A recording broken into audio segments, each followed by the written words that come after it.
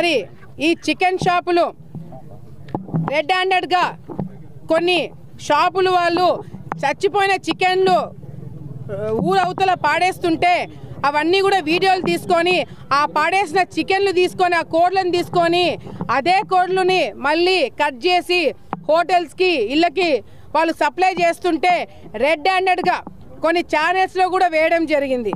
దాన్ని బేస్ చేసుకొని మేము అసెంబ్లీలో ఉన్నప్పుడు మున్సిపల్ కమిషనర్ గారు శాంపిల్స్ తీసుకొని ఆ శాంపిల్స్ని విజయవాడకి పంపిస్తే విజయవాడలో రిపోర్టు విజయవాడ నుంచి వచ్చిన రిపోర్టు చూస్తే 4-5 షాపులు మీరు ఒకసారి ఇక్కడ చూడండి. The about tested chicken meat samples are unfit for human consumption. అంటే ఏవైతే ఈ షాపుల దగ్గర నుంచి శాంపిల్స్ తీసుకొని మేము టెస్ట్ చేసామో అది సామాన్య ప్రజలు తినడానికి సెట్ కాదు, మీరు తినకండి అని చెప్పి ఇచ్చిన రిపోర్టు ఇది.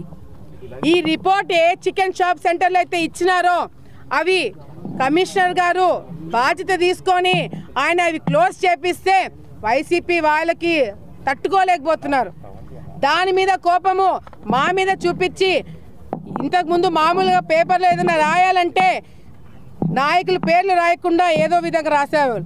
కానీ సాక్షి పేపర్లో ఒక ఆడపిల్ల బొమ్మ పెట్టి నేను కమిషన్లు తీసుకుంటానని చెప్పి నీచమైన రాతలు రాస్తున్నారు సాక్షి వాళ్ళు. అంటే నేను కూడా అనుకున్నా ఒక మహిళ గురించి ఈ విధంగా రాయడానికి ఎట్లా మనసు వచ్చిందని. కానీ నేను కూడా తర్వాత ఆలోచిస్తే తల్లిని చెల్లిని ఆఖరికి నమ్ముకున్న ఇంట్లో ఆడవాళ్ళనే వదిలిపెట్టని వైసీపీ వాళ్ళు మమ్మల్ని బతకనిస్తారా అని ఈరోజు నేను అడుగుతున్నా. నా కోసం కొట్టడానికి రావడానికి నా తల్లిగారు లేరు, నా కోసం ప్రశ్నించడానికి నా తండ్రి లేడు.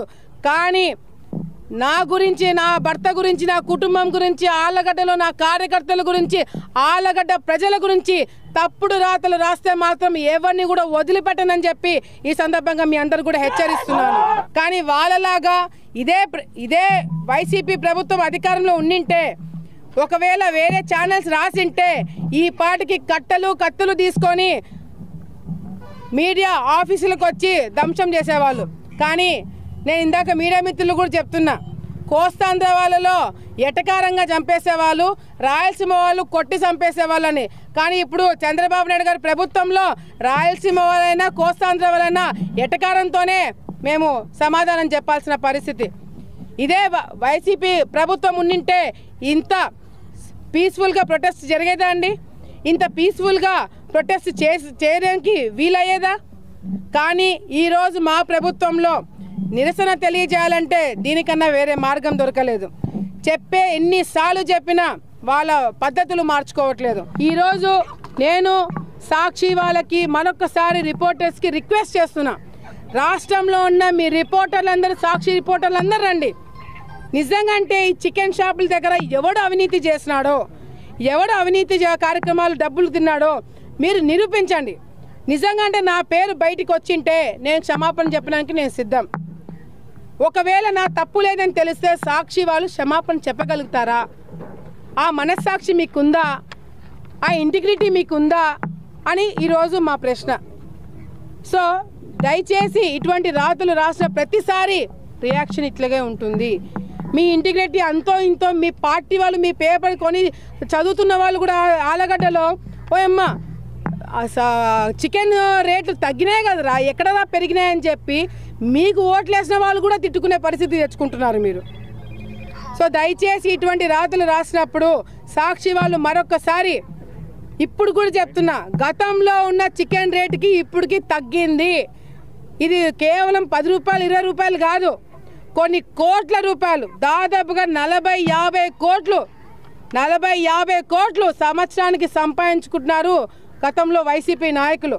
దాన్ని బ్రేక్ చేశాం కాబట్టే ఈరోజు మా గురించి మాట్లాడుతున్నాను.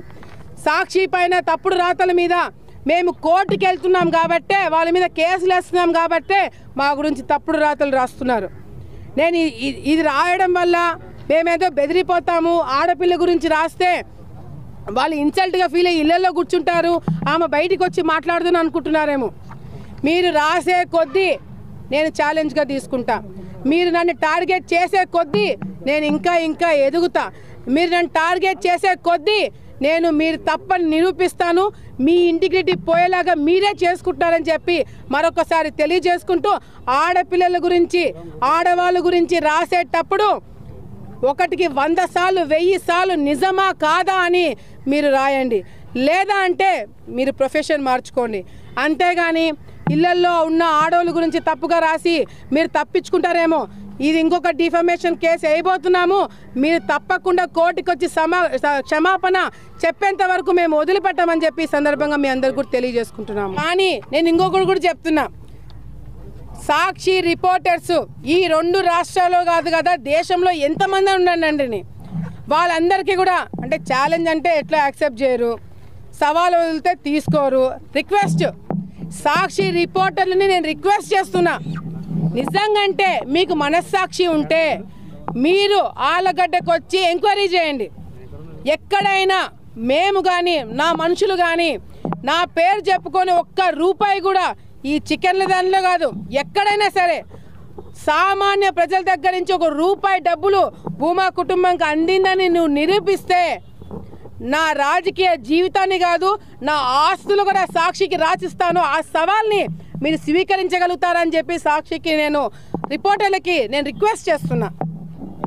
ఒకవేళ నేను నిజంగంటే తప్పు చేశానని నిరూపించగలిగితే మీరు నా కుటుంబంలో ఉన్న నా ఆస్తులు, నా రాజకీయం మొత్తం కూడా నేను సాక్షికి ఇచ్చేస్తా.